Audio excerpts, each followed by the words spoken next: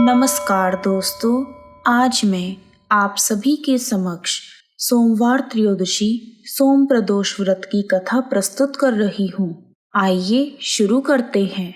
हमारे शास्त्रों में त्रयोदशी के दिन रखे जाने वाले प्रदोष व्रत का विशेष महत्व बताया गया है। सोमवार को आने वाले प्रदोष व्रत को सोम प्रदोष या चंद्र प्रदोष भी कहा जाता है। सोमवार का दिन भगवान भोलेनाथ को समर्पित होता है और त्रयोदशी के दिन प्रदोष काल में भगवान शिव और माता पार्वती की पूजा की जाती है। त्रयोदशी तथा सोमवार दोनों एक साथ आने पर इसका महत्व और भी अधिक हो जाता है। सोमवार त्रयोदशी के दिन पूरी श्रद्धा और विधि विधान से प्रदोष व्रत करने से जीवन में आ रही कठिनाइयां दूर हो जाती हैं। मनुष्य को जीवन में कभी हार का सामना नहीं करना पड़ता और उसकी सभी इच्छाएं पूरी होती हैं। स्कंद पुराण के अनुसार सूत जी कहते हैं, विदर्भ देश में सत्यरथ नाम से प्रसिद्ध एक राजा थे। धर्म पूर्वक राज्य करते हुए उनका बहुत सा समय सुखपूर्वक बीत गया। एक समय शाल्व देश के राजाओं ने विदर्भ देश पर आक्रमण कर दिया। उनके बीच भयंकर युद्ध हुआ। दोनों पक्षों की बहुत सी सेना मारी गई, परंतु अंत में विदर्भ देश के राजा भी उनके हाथों से मारे गए। विदर्भ राज की गर्भवती स्त्री दुखी होकर रात के समय राजभवन से निकलकर वन की ओर चली गई। सुबह होने पर उस रानी ने जलाशय के किनारे एक वृक्ष के नीचे एक सुंदर से पुत्र को जन्म दिया। उसके बाद वह प्यास से व्याकुल होकर जलाशय में पानी पीने गई। इतने में ही एक घड़ियाल ने आकर उसे अपना ग्रास बना लिया। वह बालक पैदा होते ही माता पिता से हीन हो गया। जब वह नवजात शिशु वृक्ष के नीचे पड़ा हुआ जोर जोर से रो रहा था, उसी समय भगवान भोलेनाथ की कृपा से वहां पर एक उमा नाम की ब्राह्मणी पहुंची।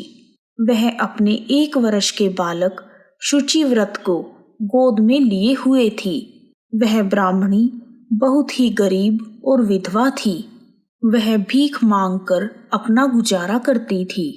उस बालक को रोते हुए देखकर उसने मन ही मन सोचा, अरे यह तो बड़ी हैरानी की बात है कि यह नवजात शिशु जिसकी अभी तक नाल भी नहीं कटी यहाँ पर पड़ा हुआ है। इसकी माता कहाँ चली गई? जब वह ब्राह्मणी सोच में डूबी हुई थी, उसी समय वहां से एक सन्यासी गुजरे। वह ऐसे जान पड़ते थे मानो साक्षात शंकर भगवान हो।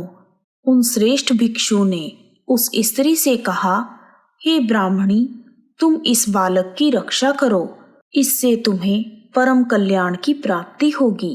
इतना कहकर वह दयालु भिक्षु वहां से चले गए। उनके जाने के बाद ब्राह्मणी ने उस बालक को लेकर अपने घर की ओर प्रस्थान किया। वह ब्राह्मणी एक चक्रा नामक नगर में निवास करती थी। ब्राह्मणी ने उस बालक का अपने बेटे के समान ही पालन पोषण किया और उसका नाम धर्मगुप्त रखा। वह भिक्षा के अन्न से ही अपने पुत्र और राजकुमार दोनों को पालने लगी। एक दिन वह ब्राह्मणी उन दोनों बालकों को साथ लेकर भीख मांगती हुई देव मंदिर में चली गई। उस समय वहां पर शांडिल्य मुनि पधारे हुए थे। शांडिल्य मुनि को देखकर ब्राह्मणी ने उन्हें प्रणाम करके पूछा, हे ब्राह्मण, एक सन्यासी के कहने पर मैं इस बालक को अपने घर ले आई हूँ। अभी तक मुझे इसके कुल का पता नहीं चला, फिर भी मैं अपने पुत्र की तरह ही इसका पालन पोषण करती हूँ। आप ज्ञान के नेत्रों से देखकर मुझे बताने की कृपा करें कि यह बालक किस कुल में उत्पन्न हुआ है और इसके माता पिता कौन हैं। तब मुनिवर बोले, यह विदर्भ देश के राजा का पुत्र है। इतना कहकर शांडिल्य मुनि ने उस बालक के पिता के युद्ध में मारे जाने तथा उसकी माता के ग्रह द्वारा ग्रस्त होने का सब समाचार पूर्ण रूप से बताया।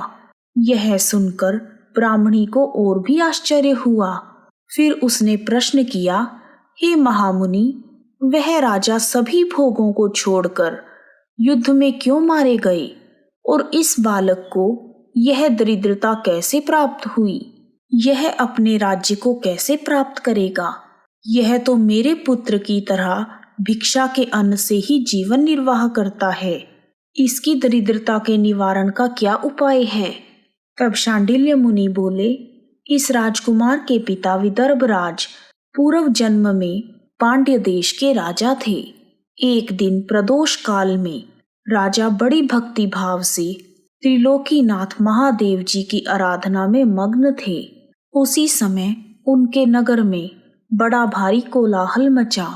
उस शोर को सुनकर राजा ने बीच में ही भगवान शंकर की पूजा को छोड़ दिया और राजभवन से बाहर निकल गए। इसी समय राजा का मंत्री शत्रु को पकड़कर उनके समीप ले आया। वह शत्रु पांड्य राजा का सामंत था। उसे देखते ही राजा ने क्रोधपूर्वक उसका मस्तक कटवा दिया। शिव पूजा छोड़कर नियम को समाप्त किए बिना ही राजा ने रात में भोजन भी कर लिया। इसी प्रकार राजकुमार भी प्रदोष काल में भगवान शिव की पूजा किए बिना ही भोजन करके सो गया। वही राजा अगले जन्म में विदर्भराज हुआ। शिव पूजा में विघ्न होने के कारण शत्रुओं ने उसको सुख भोग के बीच में ही मार डाला। पूर्व जन्म में जो उसका पुत्र था, जन्म में भी राजा का वही पुत्र है। भगवान शिव की पूजा का उल्लंघन करने के कारण यह दरिद्रता को प्राप्त हुआ है। इसकी माता ने पूर्व जन्म में छल से अपनी सोत को मार डाला था। उस महान पाप के कारण ही वह इस जन्म में ग्रह के द्वारा मारी गई। हे ब्राह्मणी, तुम्हारा पुत्र पूर्व जन्म में भी एक ब्राह्मण था। इसने अपना सारा जीवन केवल दान लेने में बिताया है, यज्ञ आदि सत्कर्म नहीं किए, इसलिए यह दरिद्रता को प्राप्त हुआ है। उस दोष के निवारण के लिए अब यह भगवान शंकर की शरण में जाए। यदि यह दोनों बालक प्रत्येक प्रदोष के दिन भगवान शंकर का पूजन करते रहें, तो वर्ष भर के भीतर ही इनकी दरिद्रता का निवारण होगा तथा राज्य सुख की प्राप्ति होगी। इस प्रकार शरण में आई हुई ब्राह्मणी को मधुर वचनों द्वारा आश्वासन देकर शांडिल्य मुनि ने उनके दोनों बालकों को भगवान शंकर की आराधना के मंत्र का उपदेश दिया। उसके बाद ब्राह्मणी अपने दोनों बालकों को लेकर वहां से चली गई। 4 मास बाद एक दिन ब्राह्मण का पुत्र नदी में स्नान करने गया। वहां उसे धन से भरा हुआ एक घड़ा मिला, जिसे लेकर वह अपनी माँ के पास गया। माँ धन से भरे हुए घड़े को देखकर खुश हो गई और उसने कहा, इसे अपने भाई के साथ आधा आधा बांट लो। मगर धर्मगुप्त ने इस धन में हिस्सेदारी से मना करते हुए कहा, मैं किसी अन्य के भाग्य का भागी नहीं हो सकता। प्रत्येक व्यक्ति स्वयं के कर्म का फल भोगता है। इस प्रकार प्रसन्नता पूर्वक भगवान शंकर की पूजा करते हुए उन दोनों कुमारों का 1 वर्ष व्यतीत हो गया। एक दिन ब्राह्मण का पुत्र और राजकुमार वन में भ्रमण करने गए। मार्ग में उन्होंने देखा कि अनेक गंधर्व कन्याएं आपस में खेल रही थी। ब्राह्मण कुमार वहीं पर रुक गया और राजकुमार से बोला, हमें इससे आगे नहीं जाना चाहिए। ये गंधर्व कन्याएं हैं, किसी को भी अपनी ओर आकर्षित कर सकती हैं। मगर राजकुमार निडर होकर आगे बढ़ता गया। जब मुख्य गंधर्व कन्या ने राजकुमार धर्मगुप्त को देखा तो वह उसके प्रति आकर्षित हो गई। उसने अपनी सभी सखियों को फूल चुनने के लिए भेज दिया और राजकुमार के पास आने की प्रतीक्षा करने लगी। उसे अकेला देखकर राजकुमार उसके पास गया और उससे बातचीत शुरू की। उसने बताया कि मैं विदर्भ देश का राजकुमार हूँ। मेरे माता पिता अब इस संसार में नहीं हैं और शत्रुओं ने हमारे राज्य पर कब्जा कर लिया है। कन्या ने अपना परिचय देते हुए बताया कि मैं विद्रविक नामक गंधर्व की पुत्री हूँ। मेरा नाम अंशुमति है और मैं गायन में प्रवीण हूँ। उसने यह भी कहा कि मैं आपसे विवाह करना चाहती हूँ। इतना कहकर उसने अपनी मोतियों की माला निकालकर राजकुमार को पहना दी। तब राजकुमार ने पूछा, तुम राजपाट गंवा चुके राजकुमार के साथ कैसे रह पाओगी और अपने माता पिता की अनुमति के बिना तुम मेरे साथ कैसे आ सकती हो?